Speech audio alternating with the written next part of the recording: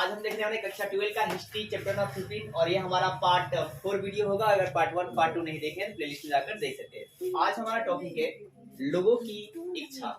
तो लोगों की इच्छा में हम जानेंगे पूंजीवाद के बारे में और समाजवाद के बारे में। पूंजीवाद को सबसे पूंजीवाद आपका है क्या कि एक ऐसी प्रणाली है जिसमें कोई धनिक वर्ग या धनिक आदमी क्या करता है, किसी चीजों पर कब्जा करने के बाद फिर श्रमिकों का शोषण करता है, तो उसे पूंजीवाद कहा जाता है। और पूंजीवाद में आपका है क्या, सरकार की इसमें पूरा नियंत्रण नहीं है। पूंजीवाद एक ऐसी आर्थिक प्रणाली है जिसमें आपका है क्या, धनिक वर्ग उत्पादनों के साधन पर अधिकार करके श्रमिकों का शोषण करता है, तो वो पूंजीवाद कहलाते हैं। पूंजीवाद में सरकार जो होती है उसको बाजार में नियंत्रण करने का कोई खास भूमिका नहीं होती है। मतलब आप डायरेक्ट बोल सकते हैं कि इसमें जो गवर्नमेंट होती है वो हस्तक्षेप नहीं करती। समाजवाद की बात करें तो समाजवाद भी एक व्यवस्था है जिसमें धन का स्वामित्व और वितरण, मतलब धन का जो आपका धन है और उसका जो वितरण है वो समाज के नियंत्रण के अधीन होता है। मतलब समाज में आपका है कि सारे को एक रूप से बांटा जाएगा धन को, और यह निजी संपत्तियों पर आधारित अधिकारों का विरोध करती है।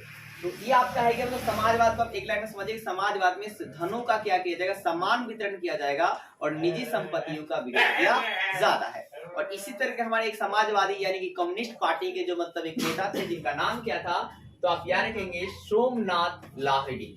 सोमनाथ क्या, लाहिड़ी। तो जब संविधान सभा बन रहा था उस समय सोमनाथ लाहिड़ी जी क्या कहते हैं, वो बोलते हैं कि संविधान सभा में ब्रिटिश की छाप हमें दिखाई दे रही है, क्योंकि मतलब उस समय ब्रिटिश लोग भी यहीं पे थे।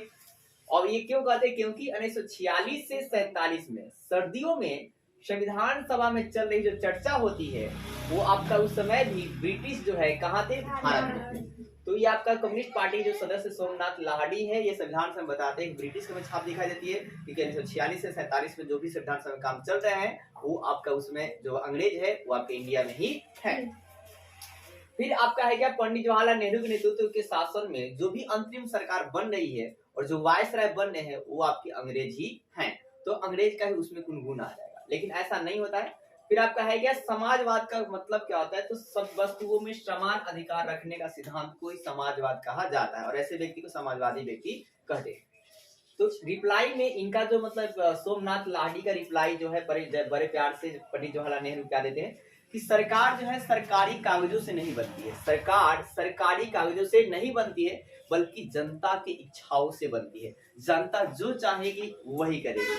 तो है यह सरकार सरकार जो है सरकारी कागजों से नहीं बनती बल्कि सरकार जनता की इच्छा को अभिव्यक्ति होती है। और हम यहाँ इसलिए जुटे हैं क्योंकि हमारे पास जनता की क्या ताकत है। पंडित जवाहरलाल नेहरू है कि सरकार सरकारी कागजों से नहीं बनती है बल्कि आपका है क्या कि सरकार जनता की इच्छाओं से बनती है, और हम यहाँ इसलिए जुटे हैं कि जनता हमारी क्या है, ताकत है, और ये हमें जहां तक लेकर जाएगी, जितनी दूर लेकर जाएगी उतनी दूर तक हम जाएंगे।